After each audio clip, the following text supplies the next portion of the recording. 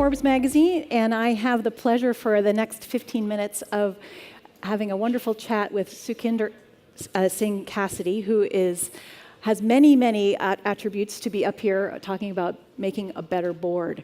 She worked in tech at Google and Amazon. She is a founder of the BoardList, which helps get more women on boards, and she sits on 3 boards, Ericsson, Urban Outfitters, and TripAdvisor. So she's very she's passionate about the subject and experienced. So before we start, though, I know Tracy asked in the first panel how many entrepreneurs were in the room. I'm wondering how many board members we have in the room. Okay, not bad, a few more than I thought. And how many of you manage boards? Okay, and how many of you would like to be on a board someday? Okay, all right, great. So let's start with where do boards go wrong? Well, first of all, thank you for having me, and it's great to be here. And just given the response we saw in the audience, maybe one kind of POV that I think is important for all of us is we're all striving, as you just heard from Christy and Sarah, for a world of equity and parity and inclusion beyond gender.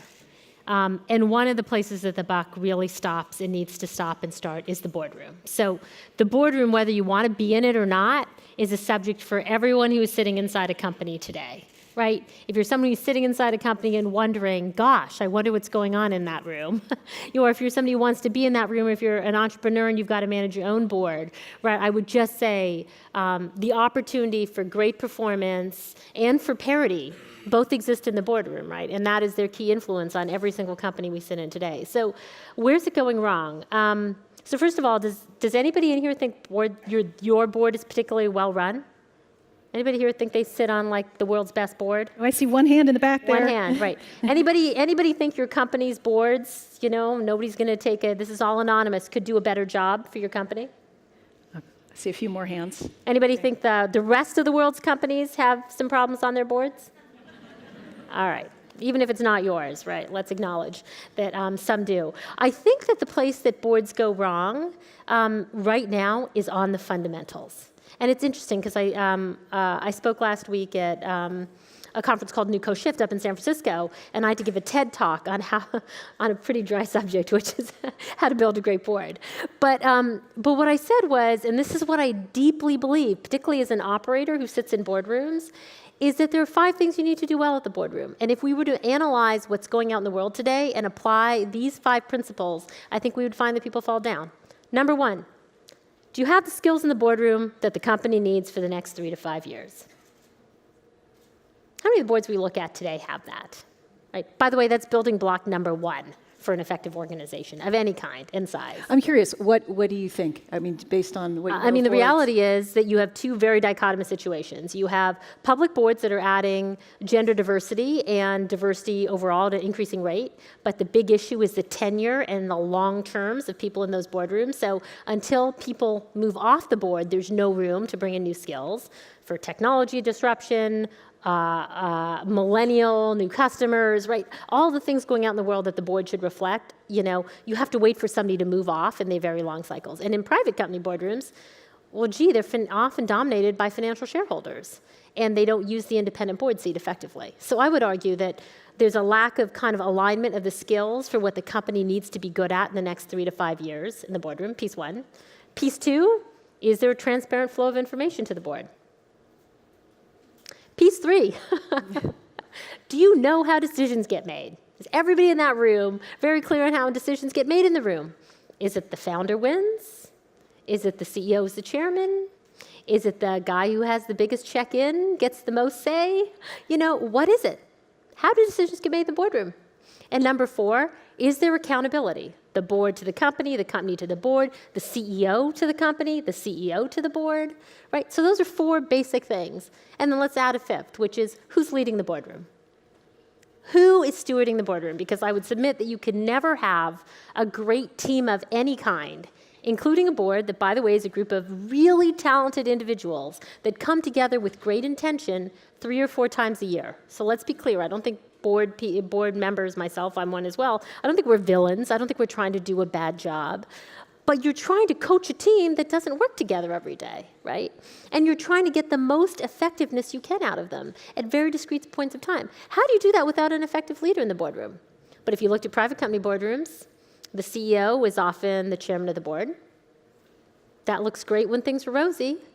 Doesn't look so great when things aren't. So let's talk about a specific example in recent history where a board had some real problems.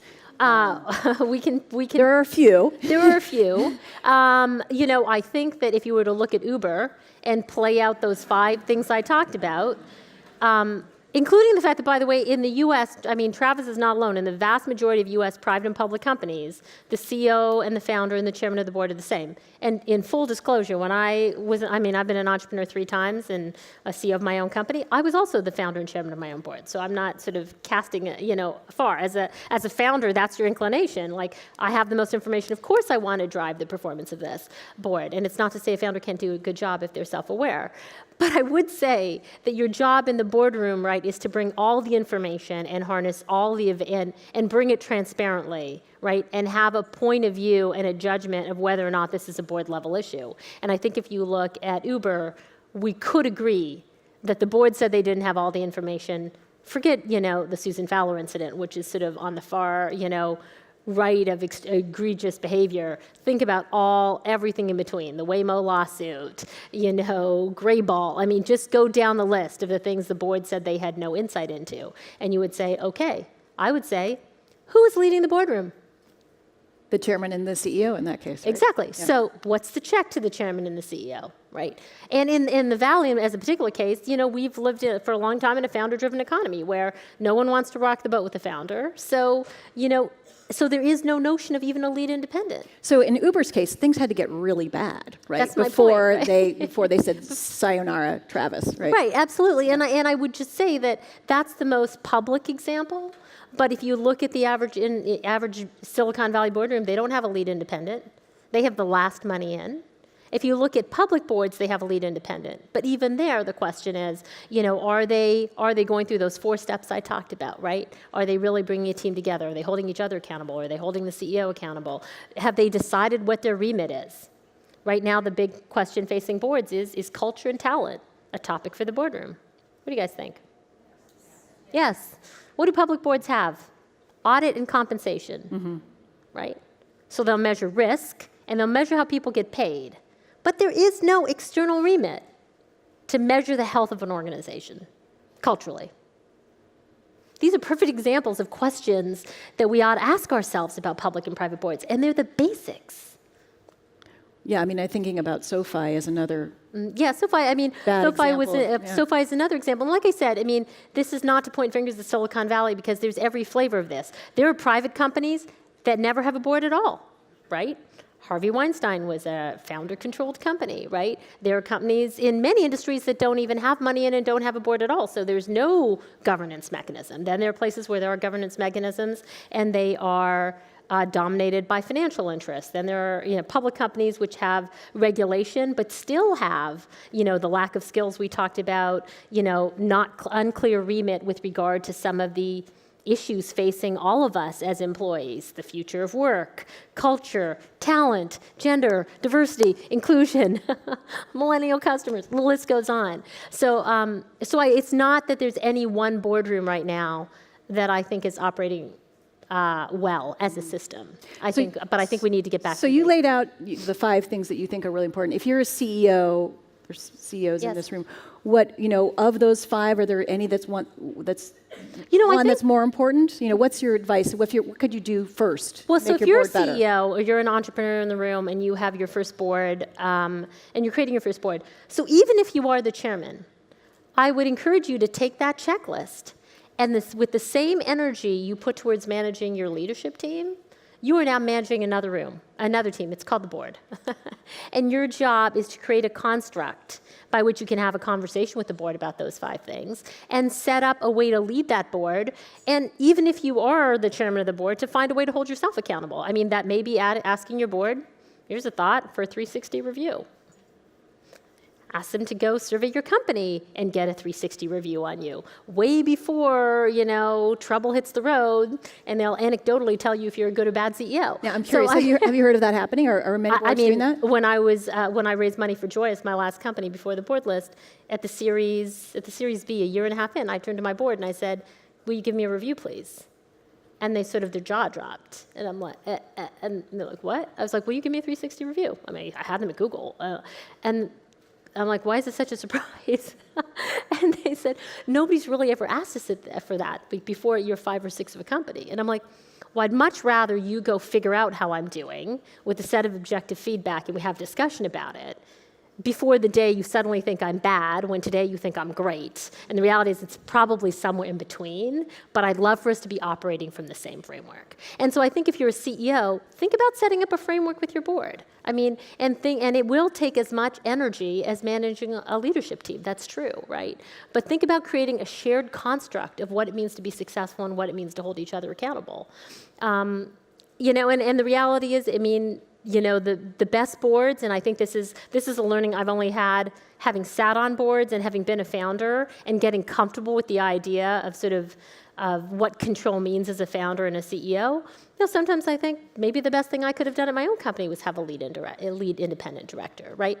Luckily, I had very vocal board members who went head-to-head with me on a lot of issues, so we didn't lack for debate in the boardroom, and they weren't afraid of me. But you can easily imagine that you do need to assign somebody, of you to lead the boardroom and to be able to even challenge the CEO. I would imagine that would be very difficult as a founder to pick people on your board that you know are probably going to disagree with you.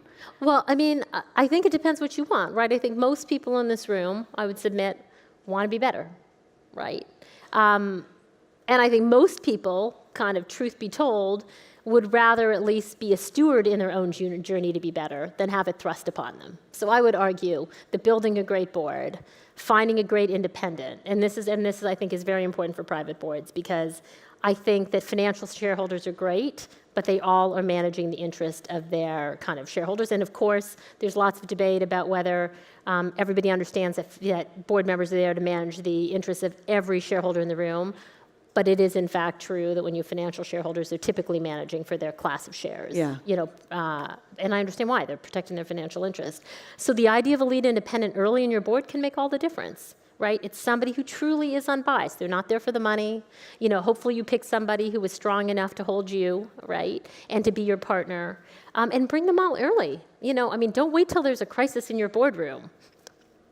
This is the obvious answer. So we got why not embrace it early? We've got 1 minute left. What about if you're a board member? If you talk about leadership at boards being so important, what can you do as a board member to make that board better? What can you do to become a more effective board member? I'd come back to those. I would, for the board members in the room, I would say the same things. Audit your own boards, even if you do it in your head, on those 5 issues. Right skills in the boardroom? They're not. You're going to speak up. Number 2, transparent information and a clear remit. Everybody understand what the remit is? Number 3, you guys all understand how decisions are going to get made? Number 4, is there a system for accountability? Number 5, you don't need to be the leader. Is there a clear leader in the boardroom and they understand what their job is in leading the boardroom, which is independent from their job as a CEO or a financial stakeholder? And you should hold yourself accountable to those 5 and not be afraid to have the conversation with your fellow board members. And it's hard, I get it. There's boards I've been on where I don't speak up as much as I should. I understand. So there's no perfect person in this. But I think it all starts with us recognizing as board members our role to play. And honestly, if this sounds like management 101, it is. But it's not easy, right? Yeah. But it's hard. Yeah. It's hard when you have disparate people, as I said, who don't come together that often, right? And then they really are bonded in what? What are boards bonded in? A crisis. You prefer to not be bonded in a crisis as your first path. Right, but they happen, right? Yeah, but it happens, exactly. So you have an opportunity to lay the groundwork before the crisis. That's the opportunity. Well, thank you for that advice. We've sadly run out of time, but appreciate your insight. Thanks.